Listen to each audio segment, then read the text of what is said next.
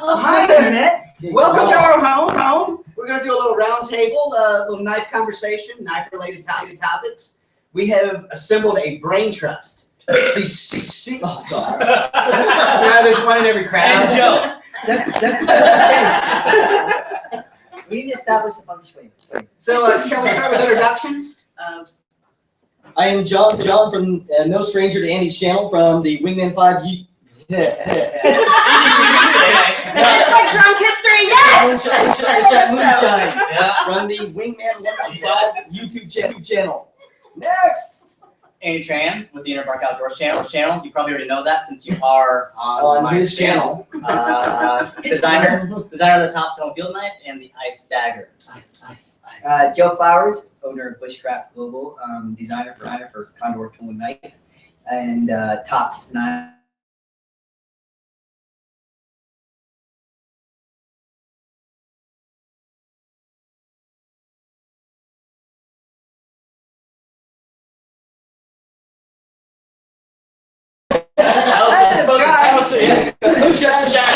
That was so right for SWAT, American Survival Guide, World of Firepower, or some other titles.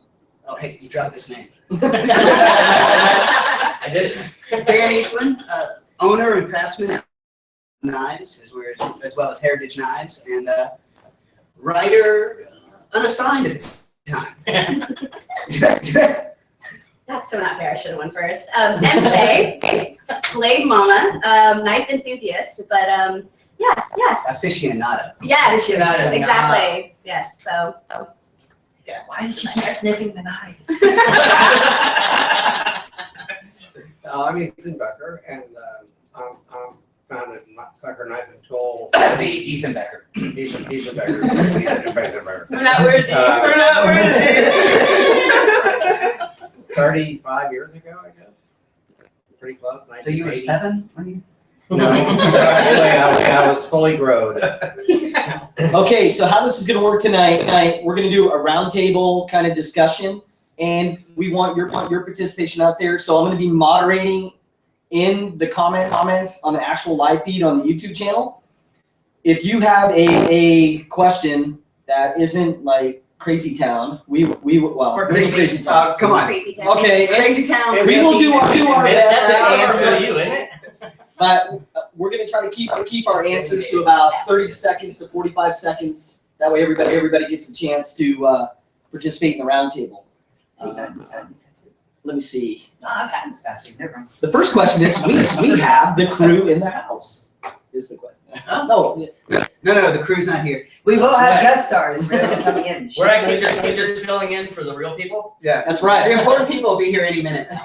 Yeah. So probably to start it off, if everybody wants to cruise around real quick, what was their start in this sort of genre that we're in?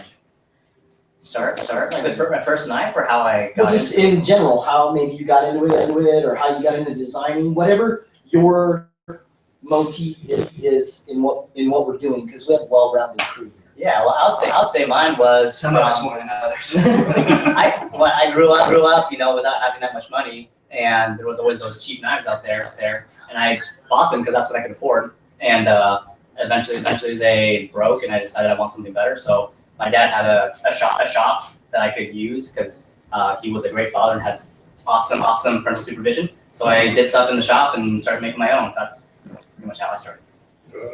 I watched Crocodile Dundee way too much, so I'm into big knives, survival skills, having fun, and reptiles. That's serious, like wasted. Serious business, man. Joe? VHS Joe? dubbing. I made that. I broke it. The tape. Serious? Crocodile Dundee. When have you ever been serious? Well, Right. I've still got the dub. This is a rare moment. This is a rare moment, people. Seriously, it was Crocodile Dundee. If I probably met Paul Hogan, I would melt. All right, you're at 47 minutes. Or Go. 47 Yeah. seconds. Commercial, go. I grew up backpacking in the Colorado Rockies and stuff like that, so we just had kind of a love for the outdoors and knives and things like that. Ended up becoming friends with Ron and Karen Hood and doing some work for them and stuff with them. And they introduced me to some people in the industry, Mike Fuller at Tops, and yeah, shout out. You dropped I dropped it right there. But and then just kind of things just sort of started unfolding from there. Mike introduced me to a lot of people, and it just kind of just went from there. So I was a custom furniture maker and an engineering student when I happened to be in a blacksmith shop, and I'd gotten pretty annoying. And the guy finally said, "Look, just come in on Saturday. You can make a knife, and then I don't have to hear about this anymore." And I made that first knife, and the clouds parted, and a ray of sunshine came down. Angels And sang. James Earl Jones said, "This is why I made you." And I've been making knives ever since. So basically, you've been making knives so that somebody could get you to shut up. And it hasn't worked yet. Right. Oh, okay. So I don't make knives, but I love knives. Started taking. Oh, thank you. Started taking pictures of knives actually in high school. My love for steel started young. Been collecting knives and swords since then, and started working in a blade shop. And my love grew more and more. Started going on adventures with professional people that do that for a living, and learned a lot more and more. I get a lot of emails and DMs for women that would like to start, and there's not very many women that actually do this in the industry. And We need to fix that. I know. Well, that's what I'm doing. So How you gonna fix it? yes. So for me, the love grew more and more. Introducing all sorts of knives. Not just bushcraft. You have your everyday EDC that I like to carry and talk about. So that's where this is coming to, and I don't know where it's gonna go, but I'm having fun, and I get to meet and do fun things like this. So yeah. I appreciate your low standards. Oh. Yes. Brought chocolate. I went on my first primitive camping trip when I was 5 with my big brother. And he had a Gerber, the heck was that thing? It was a Gerber Magnum. Mini Mag. No, it was a big one. Okay. White Hunter. It was a Gerber White Hunter. And back in the early days, the White Hunter had a really molded grip. And it was quite round. And a D2 steel, so neither my brother or I could figure out how to sharpen it. So, but luckily they actually had to at least through his childhood. And I coveted that knife. I misplaced it for a couple of days, and I really paid for that. Big brothers are understanding, aren't they? Oh, yes, they can be. And I popped out of the womb basically going, "Oh, you can cut stuff with that. Oh, you can make noise with that, and things will fall over." I want one of those. I ran across a picture of me age 5 or 7 of my birthday, and the first edged thing I was ever given was a hatchet. And I'm looking at this hatchet like it's gonna give milk.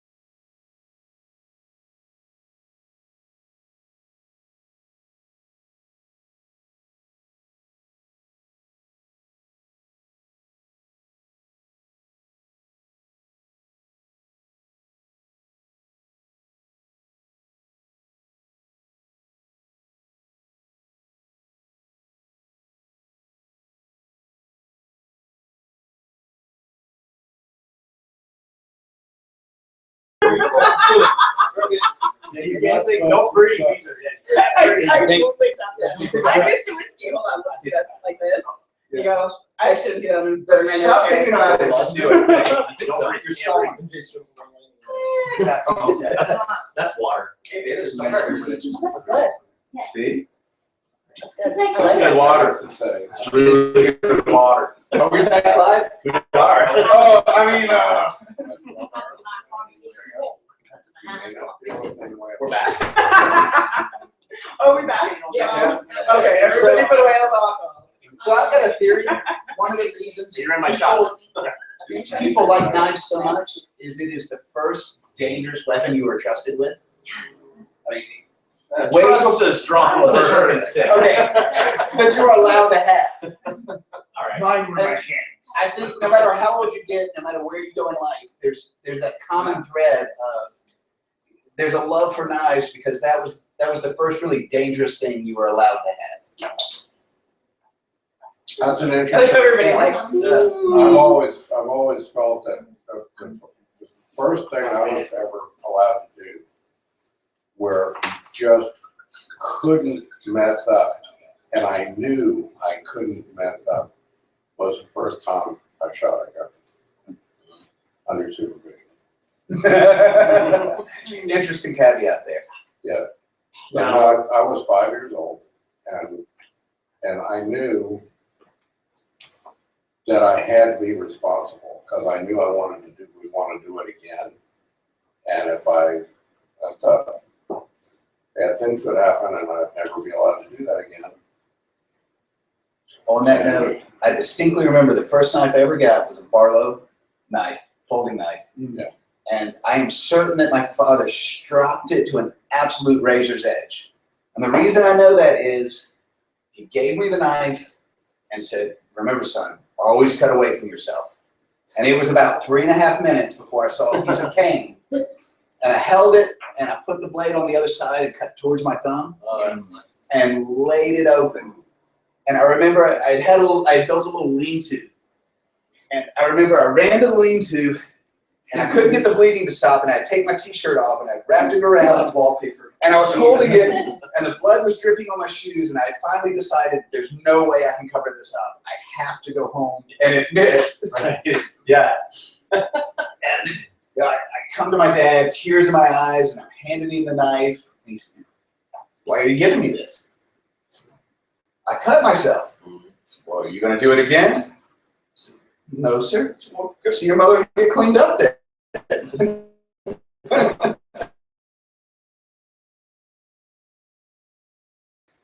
That I then immediately did the wrong thing. Right. So what was your last injury with the knife then? That today. that would be a few days ago with Joe, finishing up Joe's pterosaur.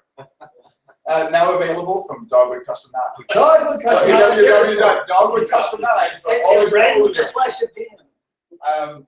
Yeah, I got in a hurry and it was clamped down on the drill press, and I needed to change bits. And I reached across the blade and lost about 2.5 hours of production time when I went to the hospital. You had to go to the hospital? Well, the doctor's office. Yeah. That's love. That's love. There it is. Now I'm messing up everybody's shot. That blade has some of Dan Eastland's DNA. Blood, sweat, and tears. We got to be clear about kind of DNA. So I used it for oh God. He had to smuggle that on the plane to get it here. We're not going to go into details. How or where. The Sherpas bring it over the mountains.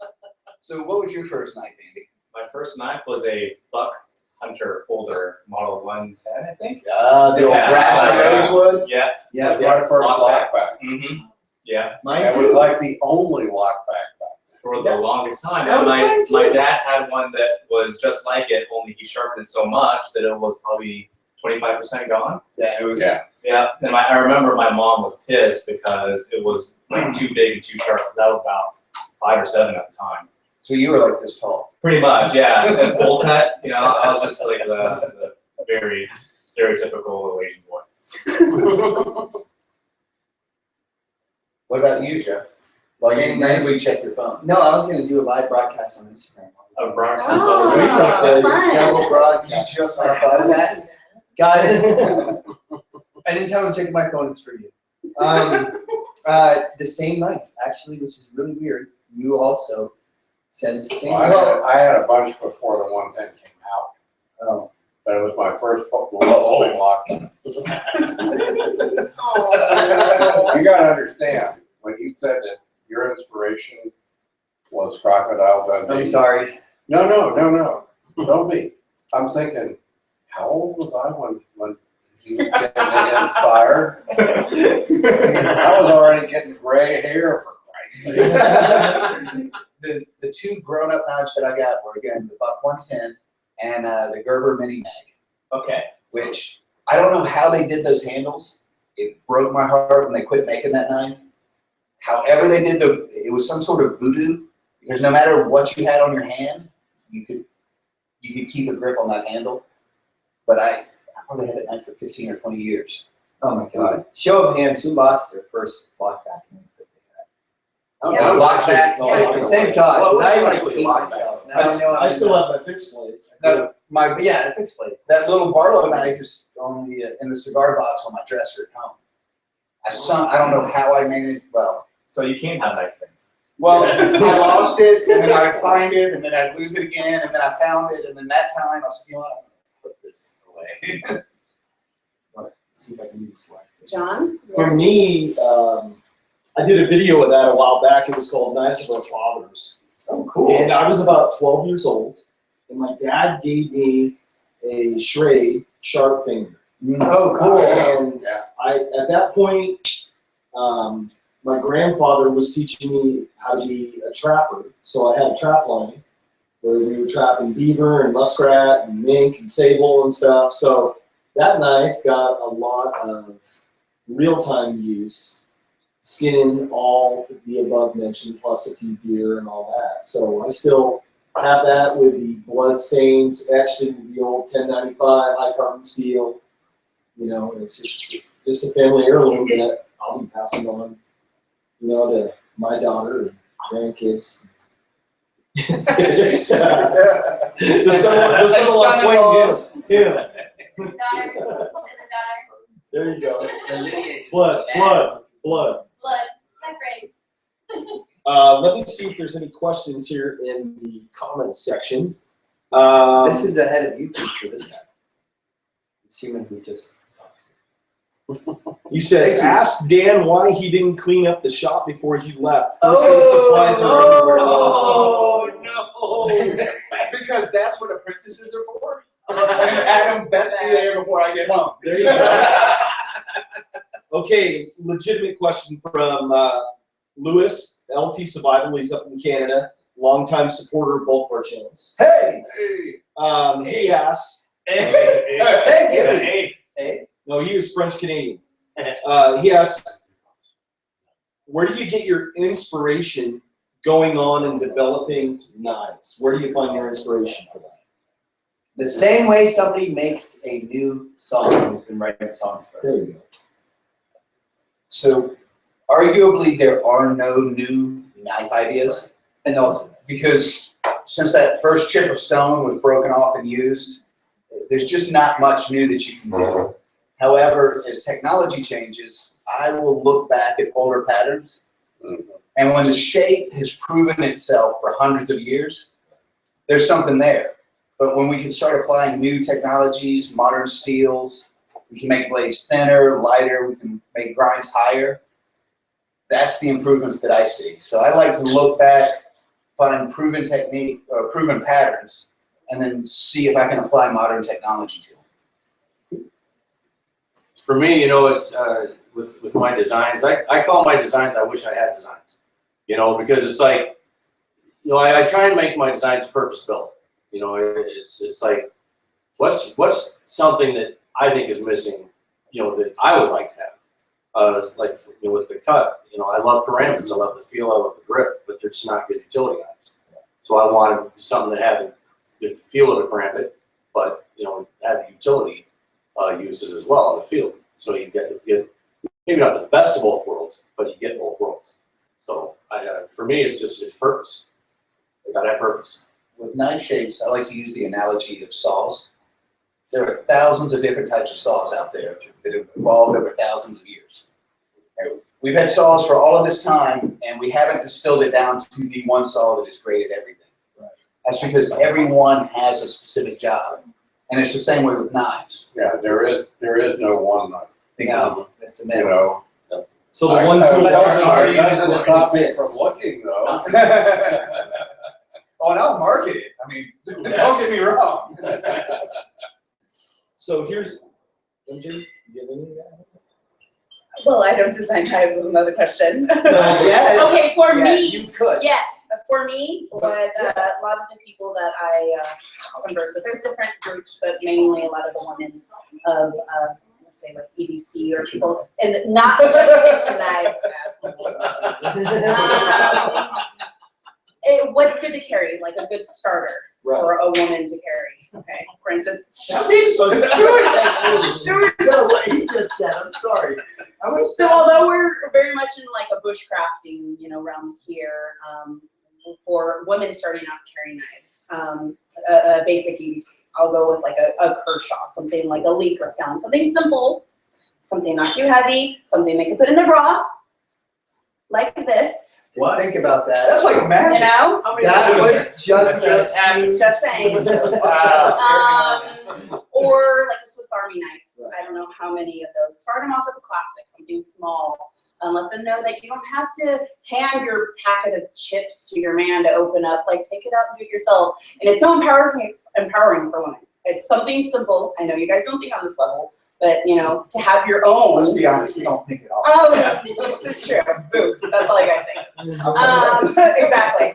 But something small and simple, and it goes from there, and it goes like wildfire. You'd be surprised. You know, when I was in a shop, started off small, and they went bigger and bigger, and they wanted to do things themselves. That's what I'm all about. You know, so yeah, bigger is good. You know, sometimes people say it's an inspiration thing, but a lot of times it's a question that you can just ask yourself, not like inspiration, but what can't I do? So you have one knife handle with at least 20 different designs, like in Ethan's case, and he's probably still not even halfway through or a fourth of the way through, like, what haven't I done yet? It's always like, what can't I do? The sky's the limit. There's so much you can do with knife design. Yeah, I mean, a lot of my plates have come from classic plates. And a lot of the classic knives, there's something wrong. And one of the great classics, American classics, is the Kemper plate. Yeah. And I actually got to hold. Western University? No. Okay. It's one of two that's in private hands. Okay, yeah. Remember the text that Yeah. anyway. Yeah. You dirty And tease. I was just absolutely amazed. It was this long. Sides with full-height convex grid.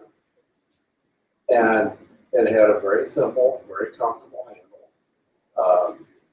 And I'm thinking, yeah, okay, how are you going to improve on it? Not much. Particle steel? No, because, you know, I'm a carbon steel nut. And you have the right to be wrong, and I respect that. God damn. Because I want something I can get sharp, and I want something other people can get sharp. And there's a lot to be said for 1095. Yeah. It is a good, solid steel. It's a wonderful. And it's not that I don't like other steels, but you know, one of the reasons I carry a Swiss every day is not for the blade, which really is kind of marginal as far as the steel's concerned, but I don't care because I can get an edge artifact on it, a nice toothy edge, very quickly, and it has the world's best green whipsaw on it, and it's just good. And don't forget the scissors. Those scissors are amazing. Mine doesn't have scissors. Because I don't think they make the scissors with long block back. and safety first. Okay, next question we have is for the round table. What is everyone's current EDC that they're carrying? Like we're gonna I bust could it go. out right now. Okay. Wait, I wish I could We need to get a basket for That's Joe. better. wait. Oh, where's my purse? Wait. Yeah. It's gonna be like that old skit where stuff just keeps Yeah. coming in the box, you know? He's like the clown car of knives. In my case, it's the three-finger The only EDC problem is. from that Dogwood when Custom you drive Knives, your car- www.dogwoodcustomknives.com. I'm gonna bring it up so we can see it on camera. And that one you can already sell. I've been carrying it for about 6 years now. It's starting to get that, Patina. well, no, you can start to see where it's been sharpened and sharpened and sharpened, and the profile is starting to thin out. Well, I don't have any of my stuff because I only had a carry-on bag this trip. But the ice dagger, that's my jam. The TSA took it. It's size to fit you. Now that you're listening, Top's newest release, 2017. This is pretty cute Mr. Swanagon, what are you carrying, sir? Well, I never leave home without my Swiss Army knife. If I don't have anything else on me, I've got my Swiss Army knife. I've got the Wanger just because I like the way that they do their can opener a little bit better than the Victorinox. You do? I do. And I thought you were a person of good taste. You went first cast the right But I've also got my Spartan Blades Payless. I love this knife. This is a great knife. Nice profile. Yeah, it really is a great knife. Usually when I'm back home, I don't wear it when I'm coming out here, but I've also got it's called Bucklehead. It's just a belt buckle knife. I mean, it's just a 420 stainless. I mean, it goes out fairly quickly. Like it's easy to sharpen up, and but it's just quick and easy access. Those are generally what I carry the most, and I add as I go if I need to. Like for instance, this is a dogwood that Dan just recently made for me out of some bloodwood that we backpacked out of the Amazon on our bushcraft global trip, and it's a gorgeous knife. So this is going to be becoming one of my. That's right. new All four of us EDCs. were on that trip. All We four were. of us. Yeah. Yep. I want to know how Josh got that lost. bloodwood. That was That's a great Dude, story. that's- I didn't get lost. I didn't get lost. He knew where he was. We just didn't know where I love how Joe's like noted. Fourth of its thick and broken. What was it? Bloodwood. Bloodwood. We were trying to baton through it, and Oh, It is no joke. No, that stuff. That's great. it is dense stuff. No, It's almost as dense as Joe. Okay. Hey, something. Wonderful leather sheet. Yes, sir. So, Your turn. No. Oh, well. what about you, Mr. Becker? Well, if I leave the bedroom and I have shoes on, this is in my left front pocket. It's a Swiss Army rucksack with a good can opener. And As compared to his camera, correct? and I live in the woods, so I'm frequently looking for a small saw because I have a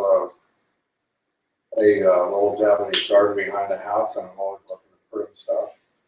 And they have a great saw, and Victorinox has, I think, the best all because you They do. actually Absolutely.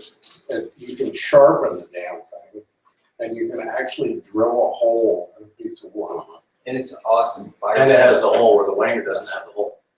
That's Right. one thing I don't like that at all. See, I don't. I'll show you how to use the can opener. It's real slick.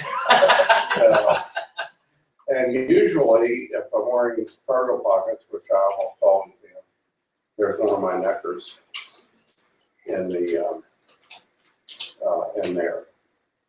So this is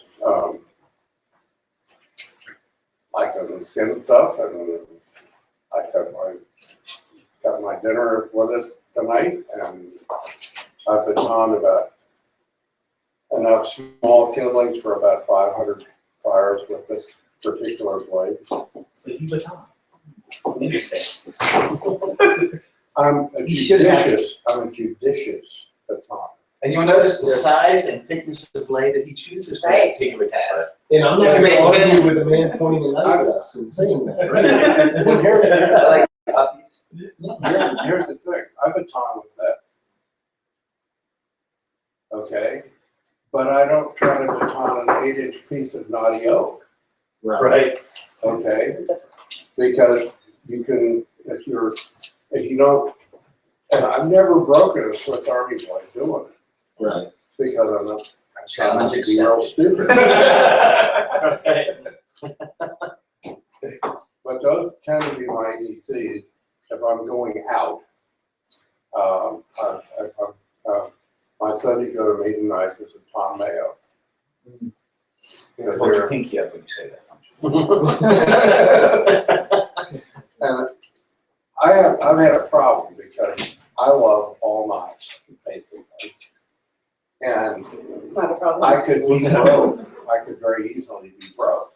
Yeah. So what I've tried to do, I've selected a few Chris Reed, a few people but I figured out I got to really like them. And and if not, unless they're really unique, I don't buy more than one of somebody's necessarily. I wish I could afford a couple dozen Mayos a week, but you can't make them. So that's what I EDC. I used to carry a Spyderco Endura 4 for years. That was serrated.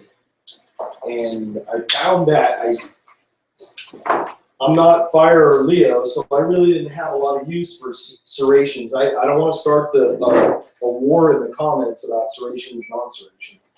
But just for me, I didn't find them useful for what I do in my daily tasks.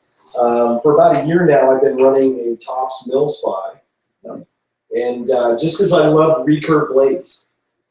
And a lot of people are afraid to use recurves because they're afraid to sharpen them. They don't know how to sharpen the recurve. And it's like, all you gotta do is just try.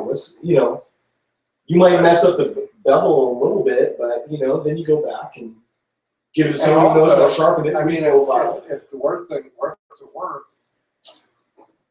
you turn the sharpening stone at a 45-degree angle and use the edge. See, there you go. There's And wisdom right there that you can sharpen serrations that way. Yeah. I still don't like them much, but you can do it. And I mean, there's a lot of ways to skin just about any cat you can find. Right. But that's the biggest thing that I get in my comments when I review blades is that people are afraid to own and use a recurve because they don't know how to sharpen it. It's like, some of the recurves are some of the best slicing and feather stick knives that are out there. That curve gives you literally a mechanical advantage. It gives you leverage. So with that recurve, it's like cutting with a much larger blade and a small package. Yeah, it actually gives you a longer edge. Yeah. And one of the reasons I don't like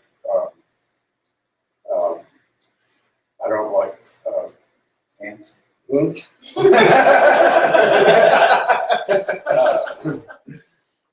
Well, I don't like choils, as it takes an inch out of the blade. If you lose an inch, it's sharp. If it's a handle, it should have handle on it. If it's a Yeah. blade, it should be sharp. Exactly. What about? It should be sharpened. It should be sharpened back. I mean, except for that, except for the TFK. I mean, that's a properly executed.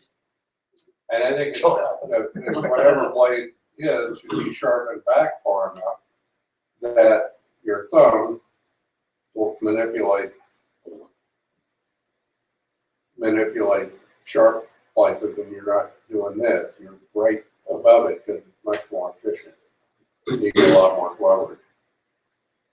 And actually, one of the main reasons that there was enough room for choils in a lot of older knives because they had to have enough ricasso to stand.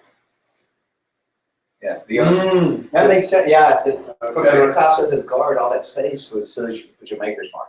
Yeah. lasers have changed a lot. Lasers.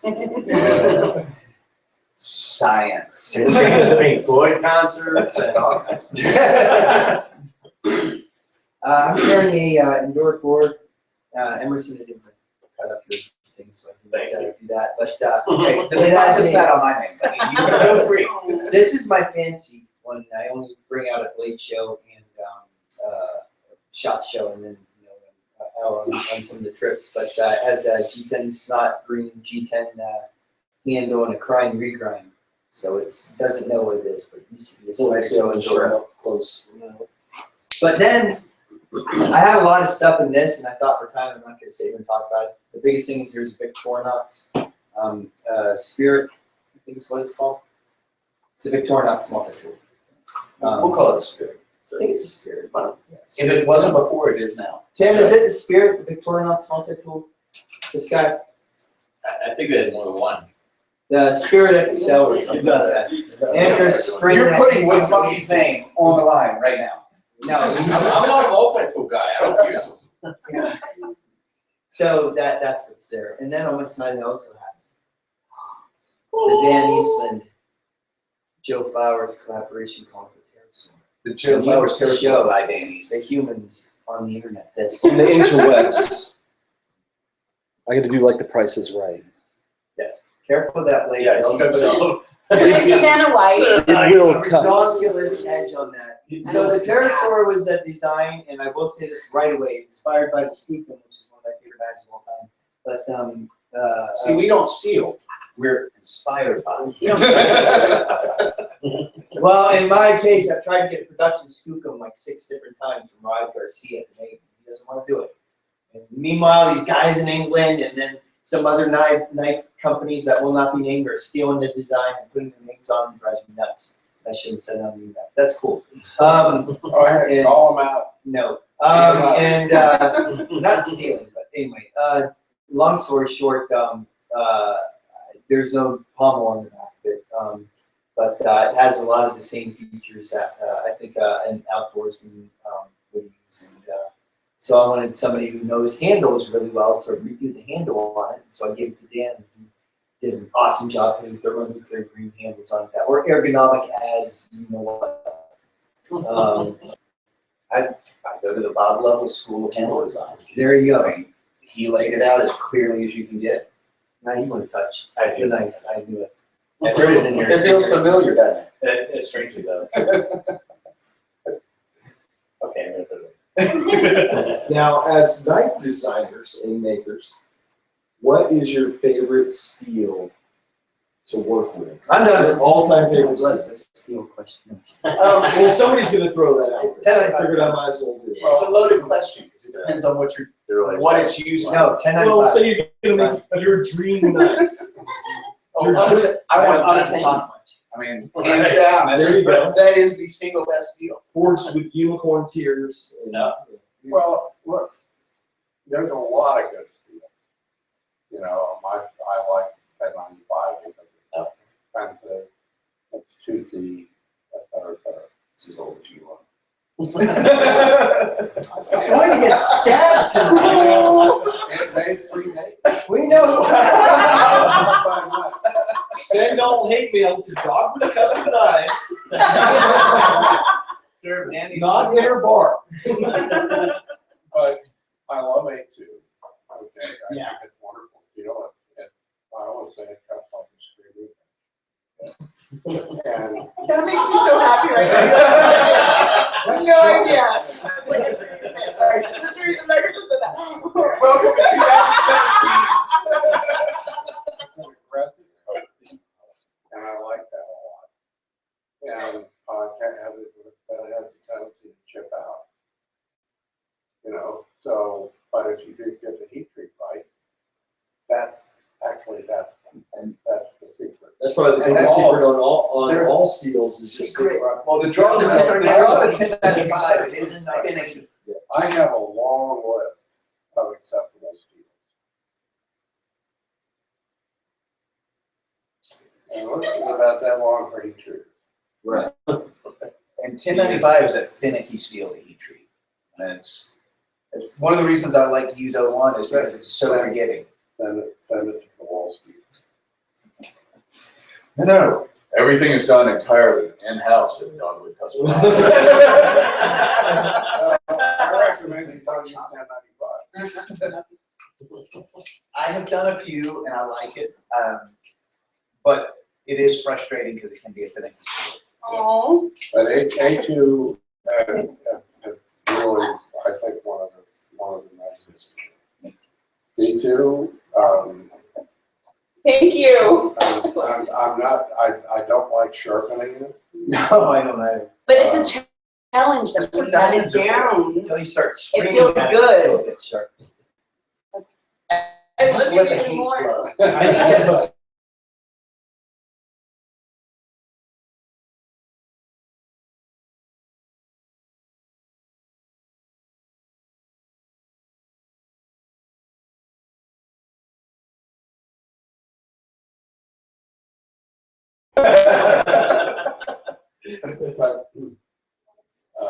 But there's, to me, steels are almost, it's not that they're irrelevant, because but even 420 is an acceptable steel. The very good point is the steel is only half the question. Yeah. Because you can have great steel with a bad heat treat and it won't perform nearly as well as a lesser steel with a good heat treat. But it's good. I like the particle steels. I like CPM 154. It's got a really high carbon content. It takes a fine edge. It sharpens well. It doesn't chip out with stupid stuff. And it's Which I tried. and it's got a lot of toughness. A lot of stuff. Yeah. Well, you know, that's certainly on my list. Well, and it's also, I've got the advantage of doing small batches. An extra 15 minutes on a knife is nothing. When you're doing hundreds of thousands of knives a year, an extra 15 minutes really starts to make a difference. That's what we should talk about. What production knife steels out there? It makes it impossible. Yes. That changes everything. Yeah. Wait, It really does. Vox line. Yeah. What do you think the best production knife steel out there is? Well, I know a lot of the companies are starting to move to S35. Yeah, it's like a lot. It's almost like the title. 440C, because then you have so much back history, you know you can't mess with it. And still, I still have my dad's 80s Rambo with the compass at the end. That was 440C, right? 440C is one of the most. It still doesn't pull edge, but You know what I like that better was than it back then. You know what I like better than 442? 448. Really? Guys, a lot of people trash talk that, but the problem is heat treat. Nobody do that. Yeah. Right. Well, it was two things. It was heat treat, and people were trying to pass off 440 as 440C. Right. And there's a huge difference. So one of the things that mechanically I think a little better, and I think it's toothy. It does cut very aggressively. And I let a guy sharpen this thing at the last gun show, and that I went to, and the edge is too fine. It won't grab anything. It's, quote, sharp. It's sharper than certainly than, I mean, it's super sharp, but it has no aggression. You need a little teeth. Well, if you're cutting something really fibrous, a 320 or 400 grit, you know, you get that really toothy edge, and the fibrous materials, it'll cut it more. It's like a saw blade. I like 220. So And for I never messed so for a functional everyday knife, you could almost polish the edge too much. Yeah. And not make it functional. It's the But then beauty pageant finish that everybody wants. It's the mirror polish, you know, which in the end, like it doesn't necessarily help in the end. It doesn't hold the edge compared to not going to those extra grinds, you know. But Yeah, you I feel like it's a nice get. it is. Well, It is. It's part of it is what are you cutting? Are you cutting a lot of cordage? Then you want a fairly rough grind. Are you cutting leather? Then you want a more polished grind. You got to be honest with yourself about how you're going to use the knife. Right. And look, I get my obsessive period, We're on You get strike. periods? You get periods. At your age? Remember to send all hate mail. With all We're all like evil tigers waiting for the next clone so that we can leap on it, take Hey, it. look, the weak and the slow don't last long in this group. But I've got a bunch of strops and I use the hell out of them every once in a while. And I'm always laughing at myself when I do. But they also are really good. If you're doing woodworking and you're doing push cuts, you want an incline point going to infinity. But if you're doing slices, you want some teeth. The Norton Fine Indian Stone, whatever grit it is just about perfect for a utility egg. Then it's what the champion choppers use. The guys who are doing the crazy cuts and cutting straws and eggs and molecules. I heard about a really great chopping competition where they had to use crumbly cheese and vegetables. Tell you what, I was asked to do a culinary cutting contest. They make those? I didn't know They that. had two. When of them. Ethan's in charge, they And do. I was in charge. And this came from Larry Harley, who was an old line, long-term, second generation. He said, "Get him to cut the thinnest slice of warm Velveeta." Oh, yeah. Yeah, that'd be a tough Oh, one. it's a fine I will edge, not that's give drag. away. I will not give away. Mothers, hide your daughters. We got I a will new not knife give test away. here. Next thing on YouTube. There's They give the dog can cut Velveeta. Velveeta. I mean, that's so gooey. You gotta oil up first. Sounds fun. Do that in a video. Let's do The slice has to be intact. It can't have any tears. that. We should do that as a challenge. Oil up. The hot Velveeta slice challenge. Who's gonna go get Velveeta? Oh, I've got some right here. You carry some on all the time, some kids. You never know. Just never know. So, where do y'all think the industry's going? We're asking a bunch of bushcrackers. Yeah. Well, I got a tactical mark.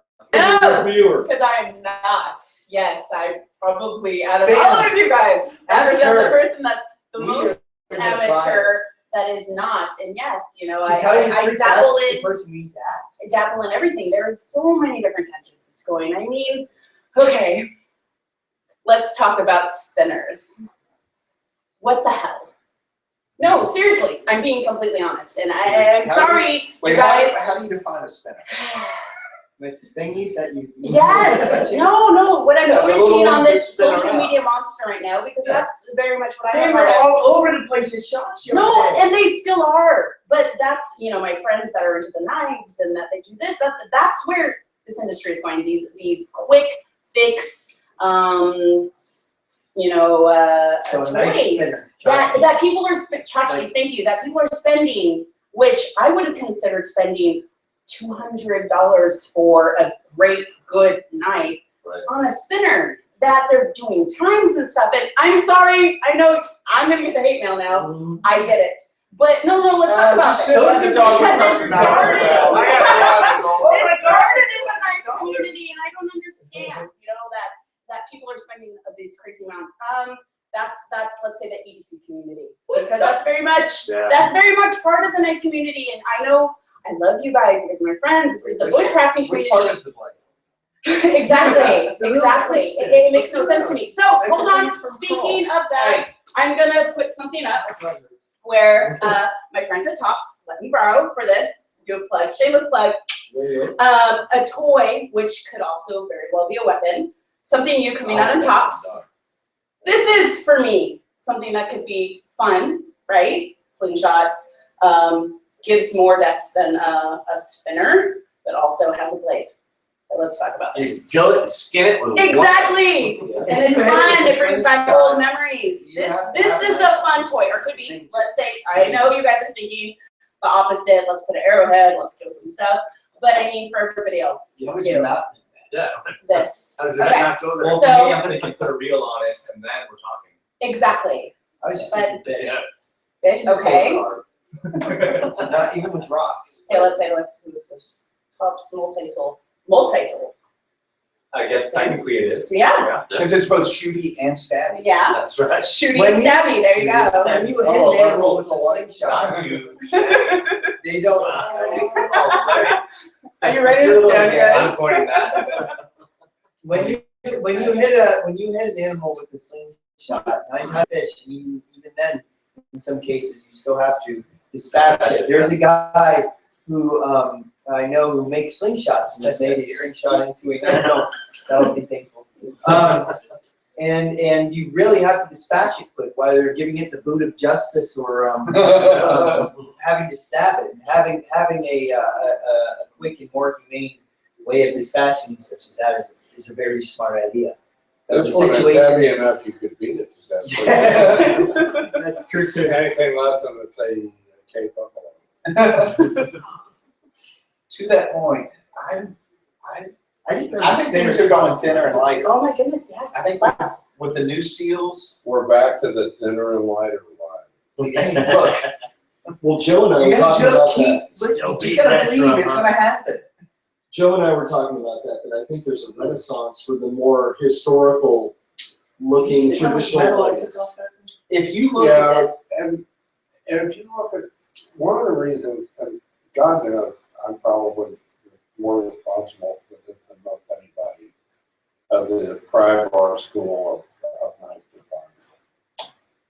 But it's like, as time has gone on, I've gotten, my blades haven't gotten thinner and thinner, but my blade designs have largely gotten thinner and thinner.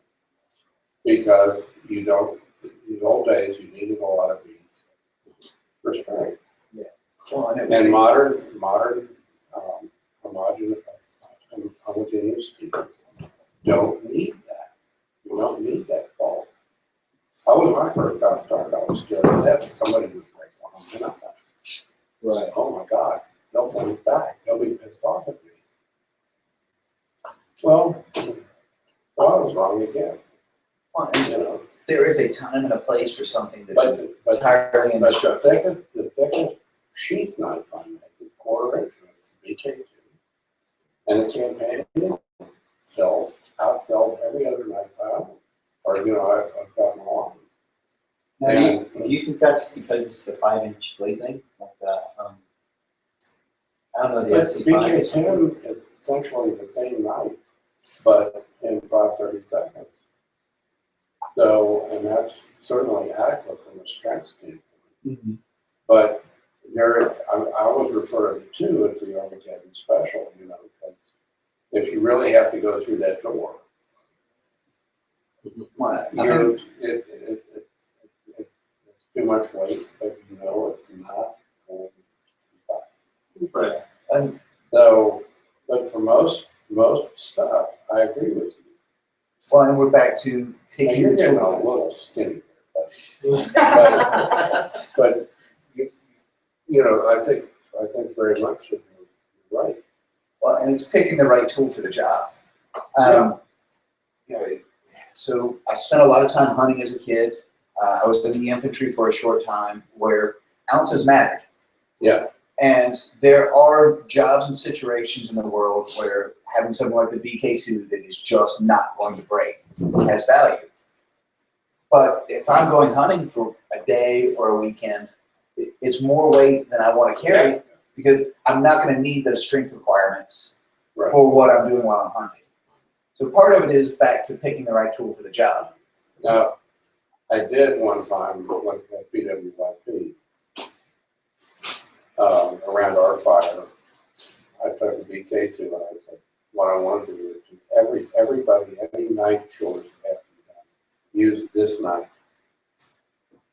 Don't use your own campaign, use this knife. And that was, remember that big chunk of oak that absolutely was so waterlogged that we couldn't get it? Yes. Yeah, to go. I had no idea it had been laying underwater for, it had a flood that This was us.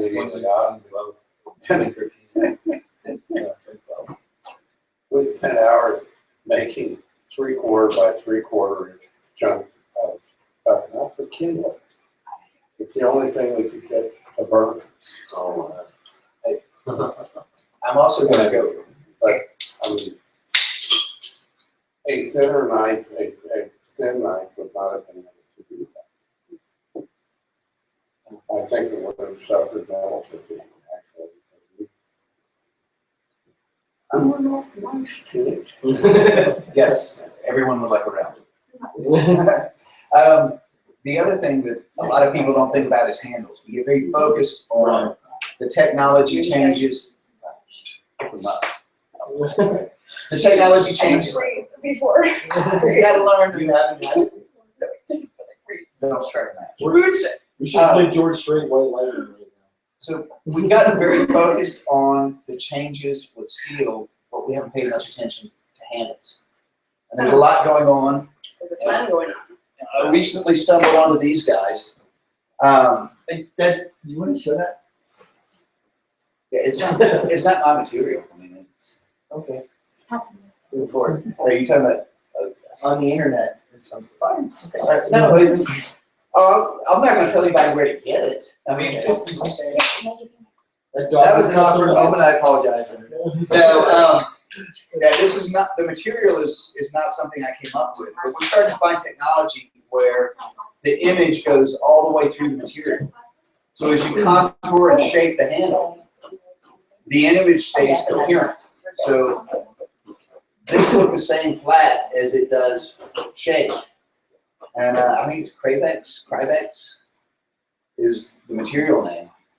It's not ours. It's not a big secret.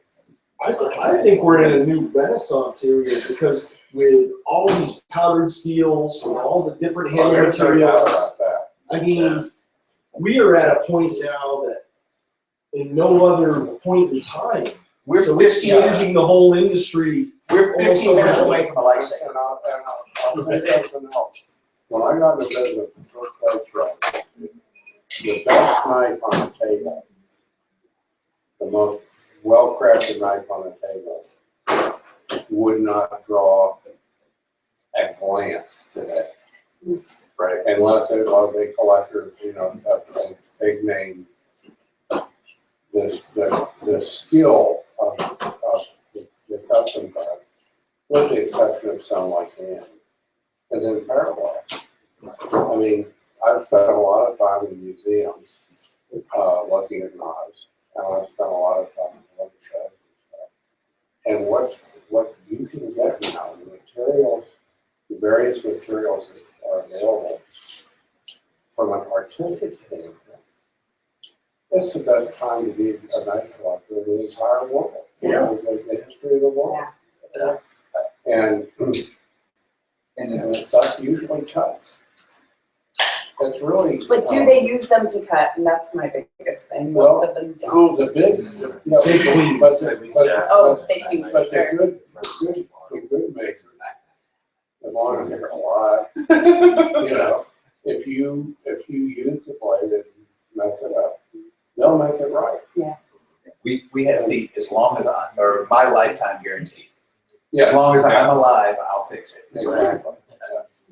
So that's, but I mean, I've got a couple of really, really fine knives and really fine makers.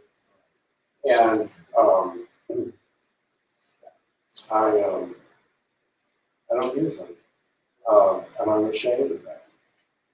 Save Real queens. ashamed, Do but I'm you guys have ashamed. save queens? What are your I save wasn't aware queens? you had shame. That is a great one. That is a great question. So I've got a couple of gaucho knives that I got from Argentina. Record. It's a live show, folks. Some of them are antique. Some of them I don't want to mess it up. I've got one I mentored with Andy Roy, and I've got one of his knives. Fiddle that forge, which I set aside. And actually, it was kind of funny. I won it in a raffle for the Georgia Knife Makers Guild. The guild, every 3 months, they have a meeting and they raffle off a knife. One maker makes a knife for the meeting and they raffle it off. And I was just about to finish my apprenticeship with Andy and won the raffle to much cries of shenanigans, but I still have the knife. I've got actually a couple of really nice ones. I've got Buck Hoodlum. They did the limited edition. Oh. I've got number 6. I'm the only people with numbers lower than me are Karen Hood and her family. So I've got that. It's under glass. It's up on my desk. Yeah, that's a beautiful piece. And I've got Spartan and K-Bar just got together and did the limited run of the Eck Commando Company, the Dagger. Oh, cool. And, I've got one of I those. would like to say something about the new background K-Bar. Yep. And I have a close connection with K-Bars and they're almost as self-serving as Eastland here. Send all hate mail to Danny St. Augustine. I'm a prostitute. I have broad shoulders, so.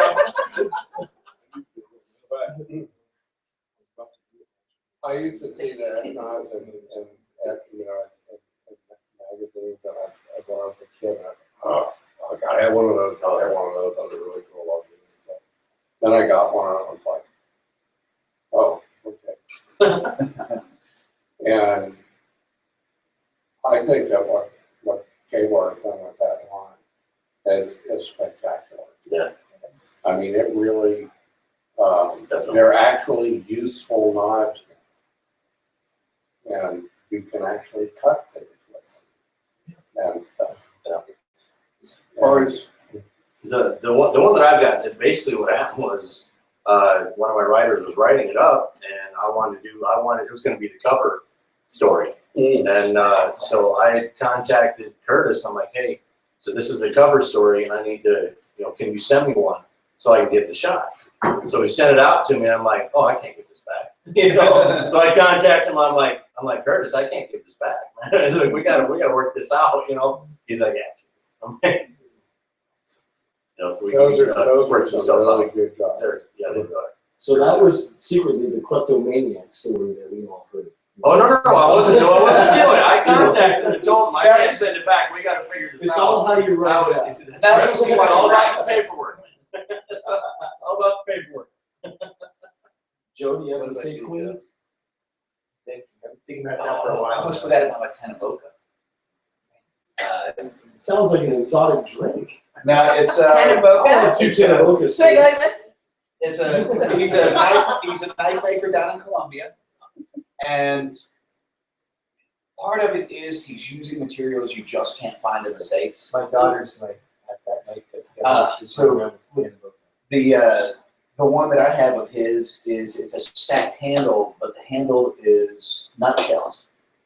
That he punched along this nutshell rings and then did a stacked handle like you would do with leather, but it's nutshells that are polished, and then That's very interesting material.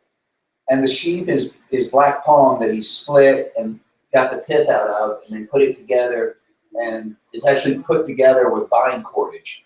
Nice. And has a little magnet in it. And it's a phenomenal little cuckoo. But it's a great working knife. It's got these clean, simple lines. I don't want to mess it up. Right. So it's that, the guy can fix it. Yeah. When we see him every year. Yeah. Right. I got to, we're talking with Ethan, Jim Kroll. I don't know if any of you guys know Jim Kroll. I heard the name. But he won the county championships. He's taught more. He's more famous within the ABS community. Is that the big dude with the beard? He's big. All the ABS guys. Do you not think Jimmy's one of the nicest? No, he's great. Human beings in the world, but if you ever got him wound up, you better be fleet of foot. And he did. We took Camilla. They took one of his. It might be one of the championship. And it's not super pretty. But I got one of those from Camilla, and then I had him custom built the same knife. Oh, wow. I've got one ahead and one from there, and I've got a bunch of fists that were done by Camilla in their custom shop. First, nice. But Kroll is somebody, he understands choppers really, really well. And so does Fisk. They're going well. So I've been close for a good fight. You instigator, you. If you're watching, not playing favorites. All right, Joe, we covered for you, but I do have some. I have a the Outback Bowie from Outback Knives because it looks like crocodile Dundee. I bought 2 of those and kept one. To put in my shadow box later. The first Shango ever came out from Tops. I have that. I guess the first Rocky move. the bushcraft Shango. Yes. Yeah. Well, that was that safety. That was rusted. Well, it's not rusted. No, mine's in pristine condition. Mine looks like it's been through a blender. I'm trying to think if I have anything else. I mean, I seriously think over 2,000 knives. I try and use every one of them. You see it. Oh, I do know. Safe Queens. Blind horse knives. Before they parted, became Battle Horse and Elsie Wright. I have a couple of Tim Stetzer designed bushcrafters with the blind horse logo that I kept very pretty not used. Or actually, I did use them, but I sent them back to the spa. And I had them, the spa, when we send them back to LT and we make them new again. That's all I can think of right now. How about you, Mr. Trent? Aside from like the serial number 1 of like any knife that I design, there's one Hawks Helling Elite that I did a review on, and that's the knife that Michael Hawk sent me right after I dislocated my shoulder and was going through rehab. So he was like, use this later, get back into shape. And that's one that I actually framed. This is your rehab. Yeah, but pretty much, and the only other knife was a knife that my best friend from middle school had in his pocket the day he died. And that's the only other knife. You got a positive note. Oh, it's gotta go dark in here. I think it's funny though. You guys have like your first, the first ones of your designs. Mine are all used. Okay, because there's people like, man, why don't you use that? It's a prototype. It's like, well, That's So my lucky number is 3. So serial number 3 is the one I covered. John. What about you, John? I only have one Safe Queen, and that's the Schrade sharp finger that my dad gave me. Wow. there you go. As a knife reviewer, I kind of look at things a little bit different than everybody else, where I'm tasked to use this stuff. So I go out and I try to use and abuse it as much as I can. Yeah. And then I bring it back home, and if it survives the test, guess what? That's my new Safe Queen. It's in the drawer, but I try to use everything that I get, just so I can have a well-rounded use opinion, a practical use with these different blades. So when I do a review, I can speak to it properly. I require that of all my rifles too. Part of my collection as my reference point. That's what I'm going to call it with my wife from now. You know how hard it is to justify over 500 machetes? Do you have I have no idea. Do you have any idea how much money you now owe me? Why am I putting this on the internet? Yeah, that was on the internet. First here, folks. Oh, I didn't go. Oh, yeah. Right. So mine, which I've used. So it does using it mean that it's a safe queen? Does that? No, just Because I don't use it anymore. It's precious. It's hard. Precious, precious, and I'm ashamed that I put a big gash in it. It's my Osborne, my Benchmade Osborne 940 Ti. Yeah, but it has, like you said, John, more meaning because I used it and I used it, and I know this beautiful thing works. And it is knife is a what? Tool. Right. Exactly. So it means more. That gash that I have in it that I will never send into Benchmade for like sharp, so you make fun of me, means something to me, you know? So. Well, I think it's the memories that you have with that tool. Exactly. Yeah, something that won't get me teary-eyed. The next market that I'm interested in Is starting to grow. Well, that too. But kitchen knives. Because, well, obviously, I like to both cook and eat. But I also noticed that some of the guys I was hanging out with, for very legitimate reasons, they had really quality knives that they took to the woods. And they would talk about balance and fit and finish and materials and all the reasons that this knife that they used maybe 4 days out of the month in the woods was important.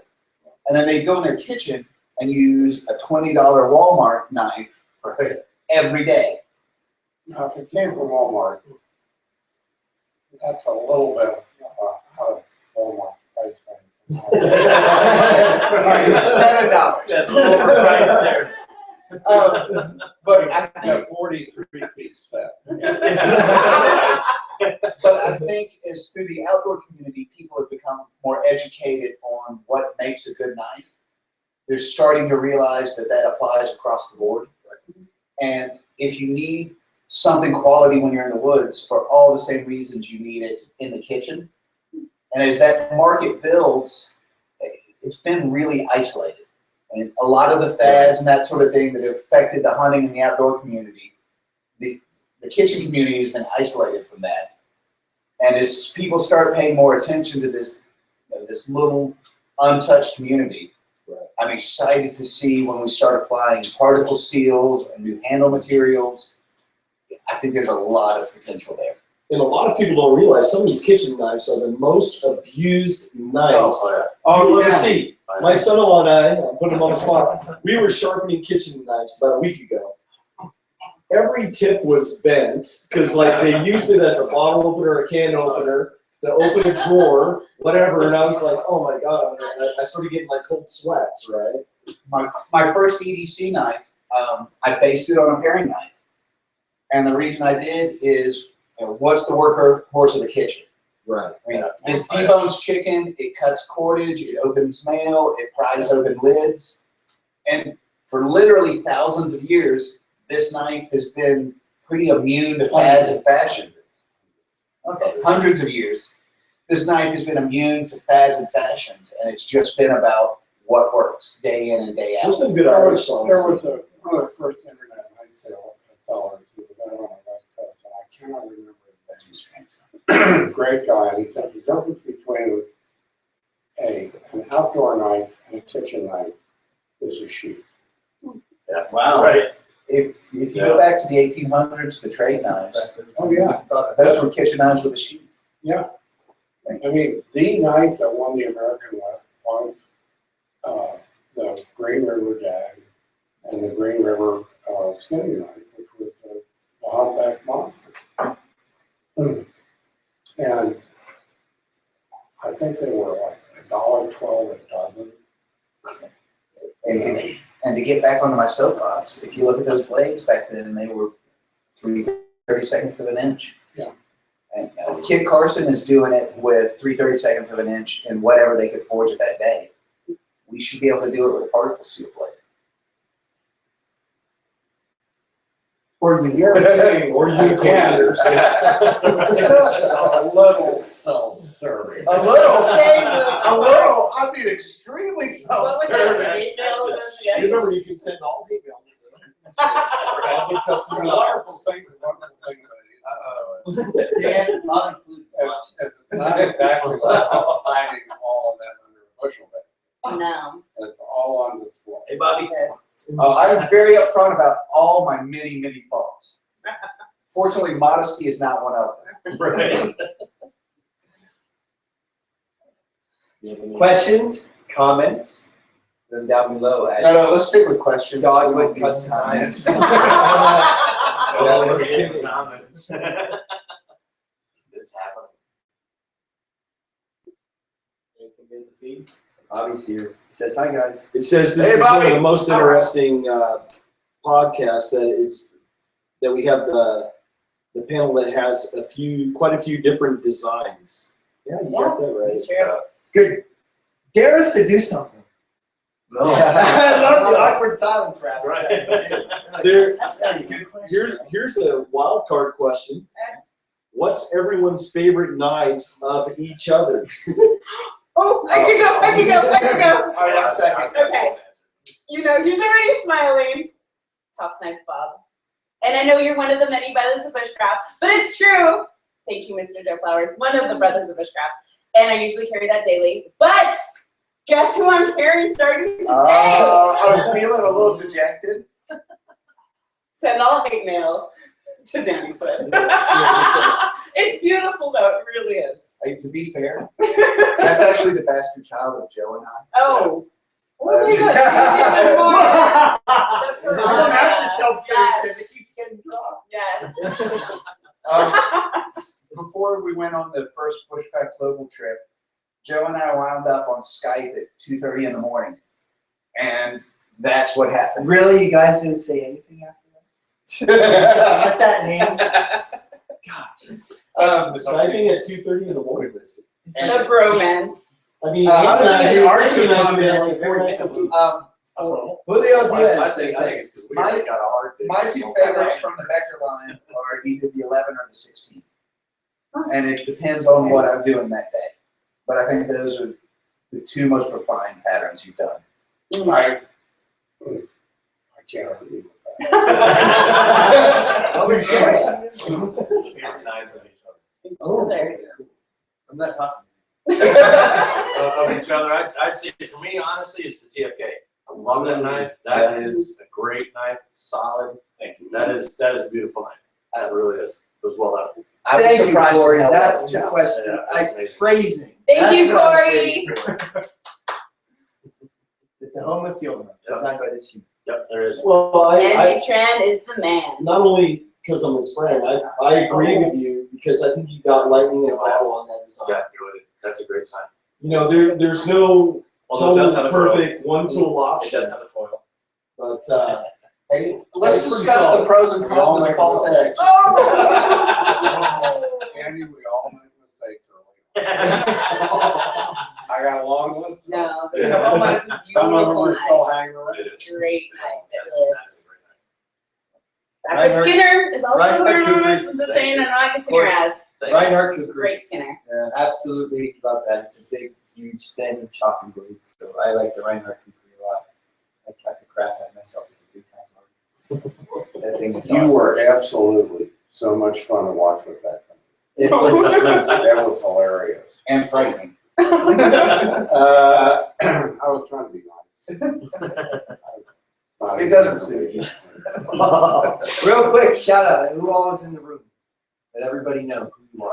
Real quick for these. new Wait, in the people. room or in the view of the camera? In the view of the camera. What's that? Which Which camera? camera? That camera and this camera, both of them. I'll just put this in your face. Andy Tran. This is Andy Tran. You're on my channel, you should know. You should know because you're on the channel. Amen. John from the Wingman 115 channel, Andy surrogate, not father, but just surrogate. Romance. Romance. He's next. Actually, you're next. You're next. No, I'm Joe. Hi. Made of meat. This is on the Facebook page of mine. Godzilla. On there, you don't know who I am. Godzilla. Unfriendly. Joshua Swanagon, editor of Knives Illustrated, designer for Tops Knives. Dan Eastland, Dogwood Custom Knives, Heritage Knives, knife maker extraordinaire. Oh, Corey Murphy. And just modest. And I'm Blade Mama. No, we lost one. We're down Dan, one. yes, Dan owns Fiddleback. He doesn't work for it. No, I don't own Fiddleback. I was Oh, a medial slave at Fiddleback. So we have a live show Dan within a was a live slave show. of This is Fiddleback, like a but now Yeah, first. you're thinking Andy right. Yeah, I was a Thank you for your time in Joe's brain. That doesn't isn't right now. Ethan Becker. Yeah. Becker. Nice and cool. You don't know. You don't know. Says hi. All right. I am Dr. Ethan Becker. Becker Knife and Tool. The Now, go to Facebook. You're in trouble. Tune in over there on this thing. In the interwebs. Some non-knife related topics. We actually have 4 alumni from Bushcraft Global. there we go. And since Joe's here, we're going to plug Bushcraft Global. Yay! And since I'm going on a trip again this year, You damn well better. Yeah, Yeah, we right. need to fill that out Yeah. so we can offset my costs. Now I know what he's trying to get here. Which, well, we actually, all four of us went on the first year, Yeah, that's true. which was absolutely phenomenal. You didn't even have any Matisse on that trip. I'm telling you guys, I'm missing one. Oh, Well, you didn't. yeah, I went back the second year with Matisse, and what was amazing was the amount I learned just watching them walk. Holy crap, they're nuts. Oh, and to watch, so Yeah, hey Ethan, you ever seen somebody take a machete? Now, What the crap is my life? one of the things that amazed me is they were a culture that actually could do, Cross their hands and did cool cutting and all that stuff with you? It doesn't say. no, they used what I have tend to think of as a South American grind. And they are the first people that I truly saw that could make a big knife do small knife tasks well. And I had always. You should have come to my house. Now, this was 5 years ago, before you were returning my phone calls.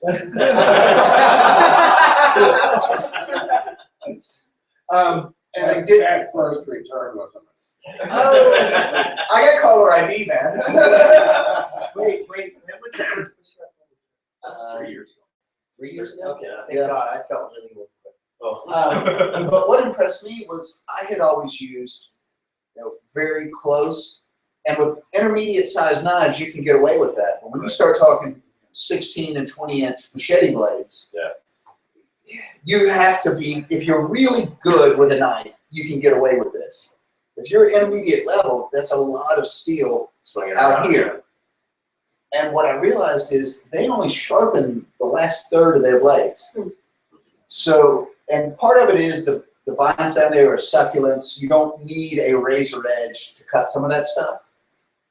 But I went fishing and they were ready to start cutting up some of the fish. And I panicked the first time I saw them just grab the blade and start working here. People panic when that happens. But the first 12 or 14 inches of their blades aren't terribly sharp. Yep. So the way that they would make a big knife work small, and when I say big knife, I'm talking machetes here, short swords, is they grab 2/3 of that blade and then they start using it like a 5-inch blade, which I haven't seen there. I'm not the most experienced, but I have not seen something like that anywhere else in the world. No other culture where they use a blade that way. What scared me was like them just digging the machete right into the dirt. Yeah. That's no rocks. nuts, dude. Yeah, There's no more- rocks. More It's so like, than hey, grabbing the look, blade. Yeah. is Archie. I honestly didn't believe when Goran, the local contact, was telling us that there's no rocks in the jungle. Right. And he's like, oh, when you clean your machete, you just go chop the sandbank. And freaking out, because that's how you come out with a sawtooth blade. Right. But there's no rocks in the jungle. And the mud's really, really fine. It is. Well, and they'll hone their blades with mud. They'll smear some mud on a log and they can strop their blade with sand and mud. And you did one on a video. Yeah, you did it with the mud when you Yeah. rust stuff. I was all over that trip. You were asking about forest squirrel.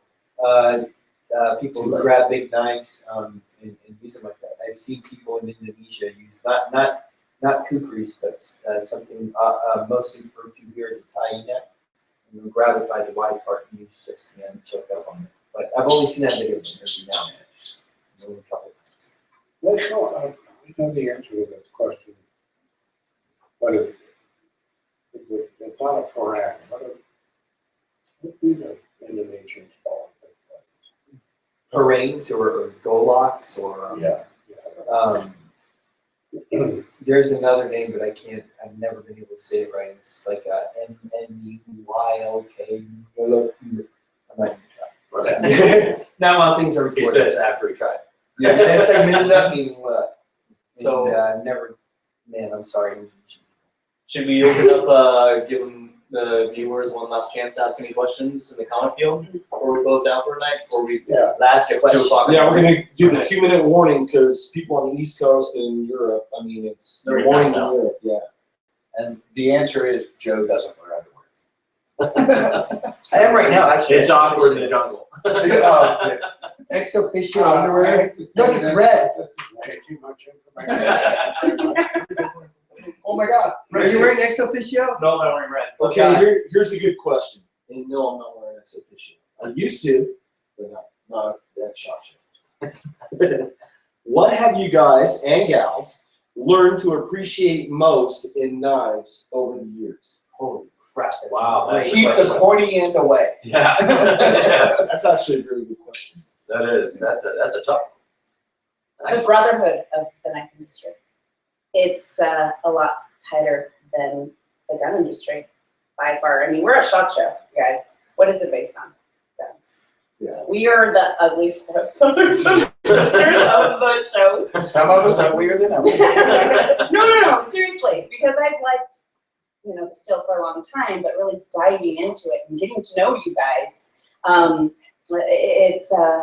It's a brotherhood like no other. It really is. And It is interesting because one thing that people have heard said over the years is you may change companies and you may change offices, but nobody gets out of the trouble in the industry alive. Yeah, I have been amazed. I have seen. No, I'm never gonna. I'm sorry, don't cry. I'm never gonna retire. I have seen or been a part of very large deals that were done without a scrap of paper. I mean, there's a level of trust in the knife community that I don't see anywhere else. Where a handshake and it's done. Ethan told me this. The cutlery industry is one of the only industries out there where you can work with your competitors for a final goal. Like collaborate, work with competitors, It's true. hang out with competitors and still have a great time. I think that's really cool. And in the old days, that collaboration was huge. I mean, a lot of the pocket knife blades were interchangeable between companies. Really? Wow. I remember Wallace Reynolds saying one time he had a case representative who showed up in his territory to sell for Camillus back then. And the guy was not a good salesman, he was bad mouthing everybody else. And, case would be only people playing people like et cetera. Wallace had a set of knives that had Camillus blades and case logo and all that stuff on it. And they were double marked.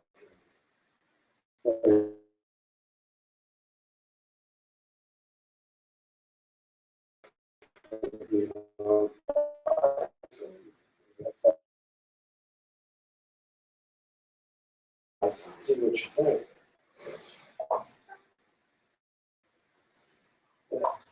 Camillus blade and case suspension. He said, now, I'm not going to show you anybody else if you start playing fair. and people, and a lot of them, like Schrade and Camillus, were owned by the same family for years. So they did cross production all the time. During World War II, the extended collaboration was just amazing. And part of it is a whole great big bunch of people were cousins of the case people. Right. I mean, Western cutlery is an offshoot. Okay, I mean, it was just amazing. I think some people would be surprised at how many production knives all come off the same line. Yeah. First time I went to Camillus, and I was wandering around, and names will not be forthcoming. I went, well, what were those in the comic?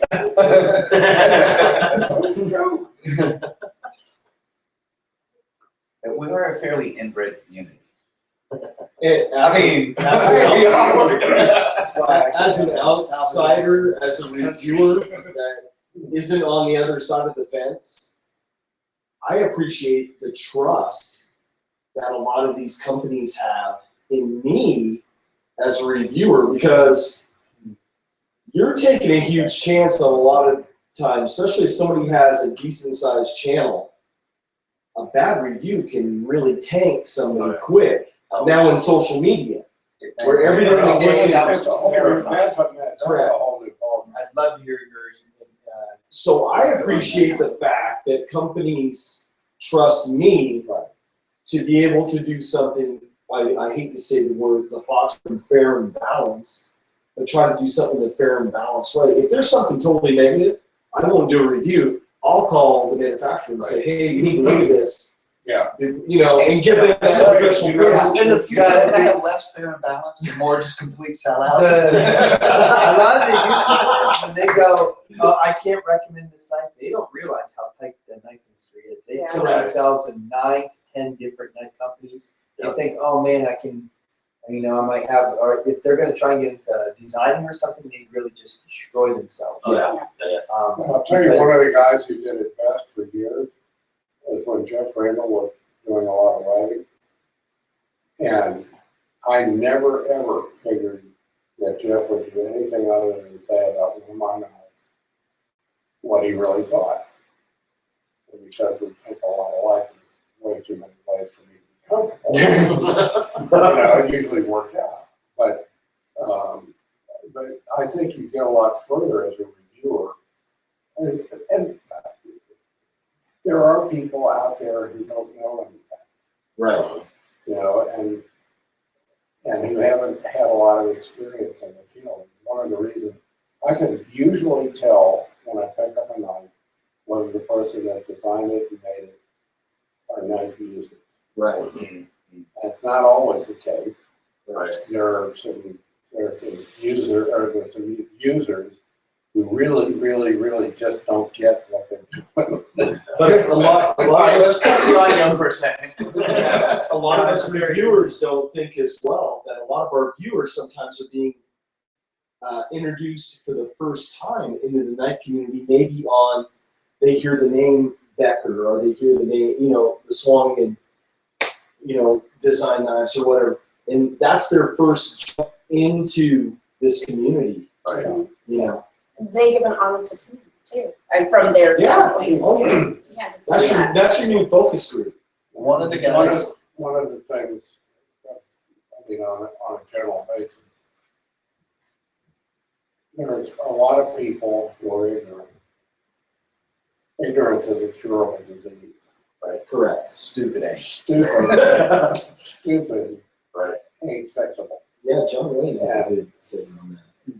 The first people to review my knives were Equipped to Endure. And when they were talking to me, I was terrified.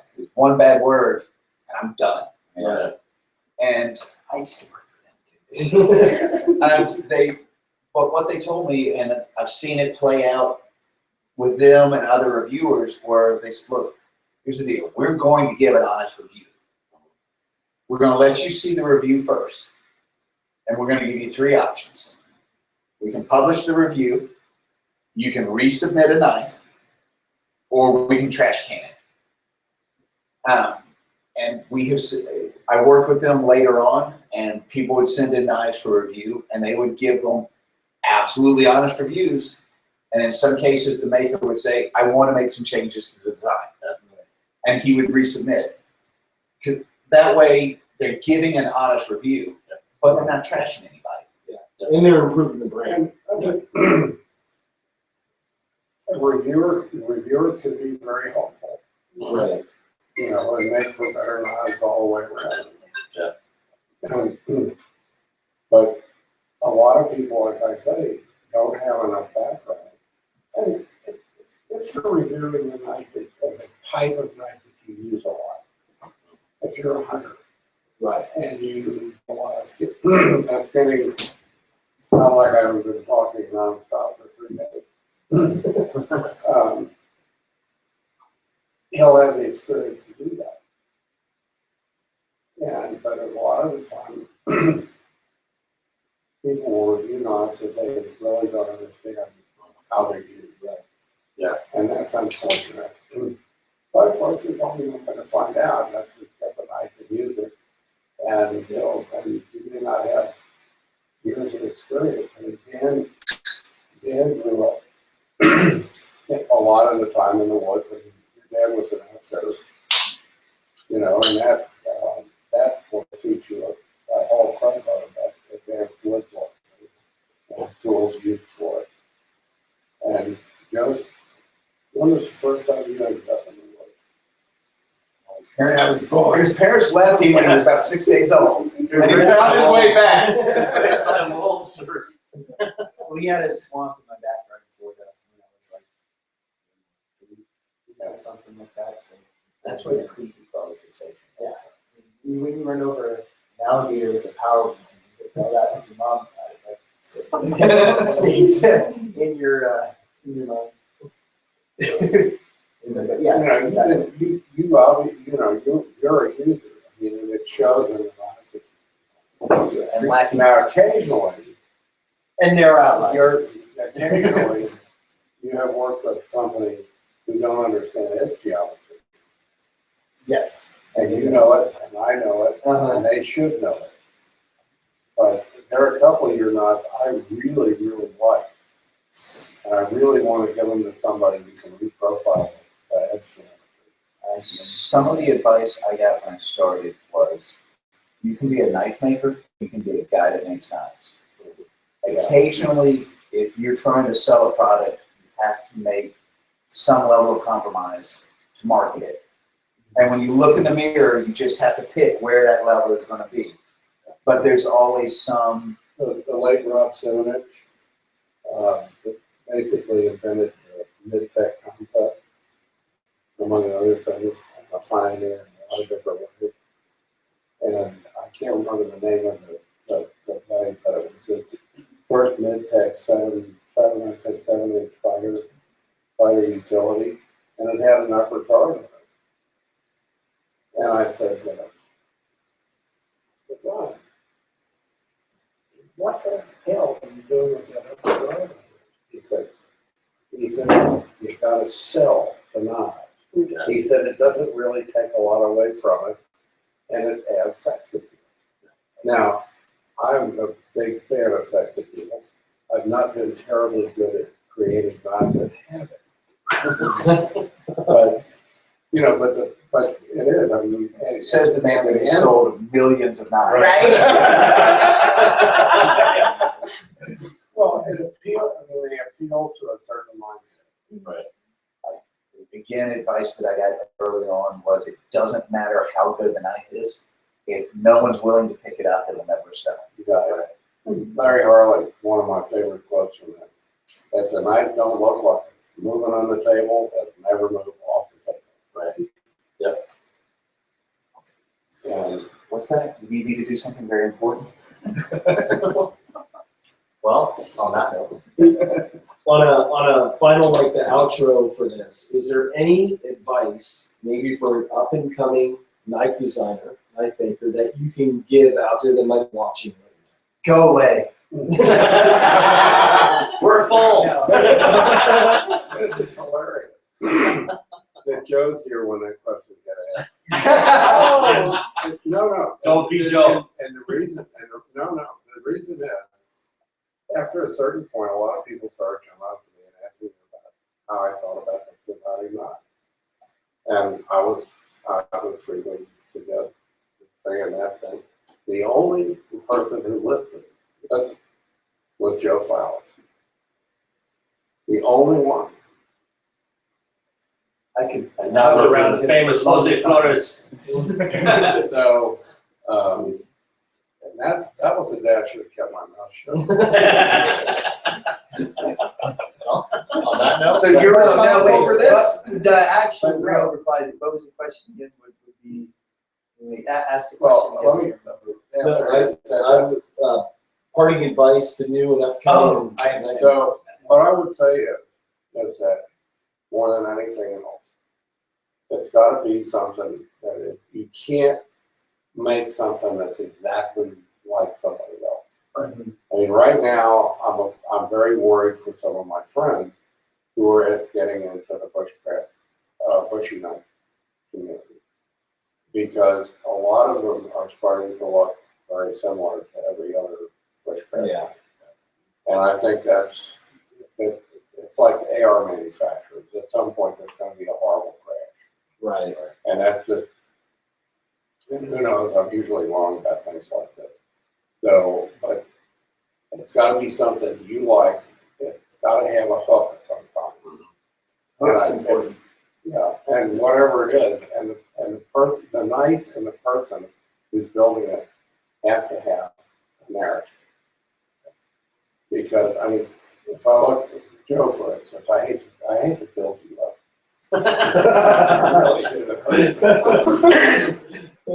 But, you know, Joe obviously goes and does. And you can assume that there's a good chance that it's not going to work. Right. Dan is a person who has gone and done it, and he's been at it a long time, and he's got a good eye, he's got a good sense of line. He makes a lot of stuff that doesn't exactly, it doesn't really float my boat as much. Joe's. You can be wrong about this. No, and I didn't mean that. I didn't mean that as a plan. Because if we all thought exactly the same thing, you know, I don't entirely. Your aesthetic is certainly acceptable to me. Okay. Well, Dan keeps thinking winter some suits are coming back, so and some of it I really like. The truth of the matter is, when I was going to go out on my own, several very respectful knife makers sat me down and said, "You're going down a dead end." And I had to make a decision. Am I going to make the knives I want to make? And I decided to go down that road, and it put me in a much smaller market. But those were the knives that I felt like that should be made. That's a very good point. And that's an excellent point, because you have to like the stuff you're trying to sell. Right. You know, it's gotta be a part of you.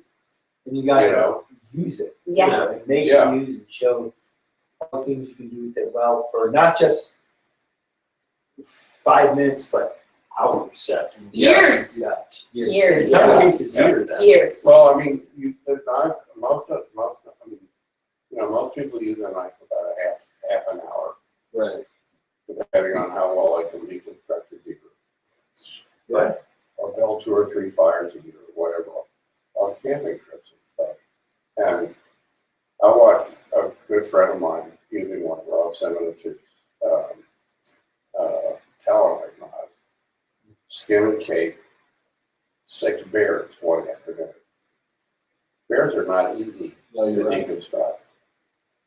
And what happened, he was using a Talonite pocket knife, which was still cutting like a maniac. But Talonite's $160 a pound. Yeah. So the new challenge is going to be cutting warm Velveeta. Yes, we're The moving finished that. slice. That's going to be We want to start seeing some YouTube And videos 6 out there. bears. not the cinnamon challenge, not all that other stuff. It's the warm Velveeta cut challenge. That's what Ethan Becker put it out there. It's the We're Ethan gonna do Becker this. Velveeta challenge. I think we need to end the video on that. Getting On warm Velveeta. Warm Velveeta. Fondue. That's the word of the day. That's good. I want to thank this crew for coming together. There's a wealth of knowledge here. I know the folks that are going to be watching live and later on. I mean, there's a lot of experience right here, and I appreciate you folks joining us for this roundtable. And if you want to go higher and deeper, check with Dan. There you go. Everybody's got a skill set. So with that, Play into what I got. I'm going to come up, and if you folks, Subscribe. there you go. Bye. Thank you. That's real. That's fun.